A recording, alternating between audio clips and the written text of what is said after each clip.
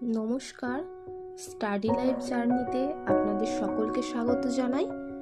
আজকে পাঠ করব কবিগুরু রবীন্দ্রনাথ ঠাকুরের একটি ছোট গল্প পোস্টমাস্টার। প্রথম কাজ আরম্ভ করিয়াই উলাপুর গ্রামে পোস্টমাস্টারকে আসিতে হয়। গ্রামটি অতি সামান্য, নিকটে একটি নীলকুণ্ঠি আছে, তাই কুটির সাহেব অনেক জোগাড় করিয়া এই নতুন পোস্ট অফিস স্থাপন করিয়াছে। আমাদের পোস্টমাস্টার কলিকাতার ছেলে। জলের মাছকে ডাঙায় তুলিলে যেরকম হয়, এই গণ্ড গ্রামের মধ্যে আসিয়া পোস্টমাস্টারেরও সেই দশা উপস্থিত হইয়াছে।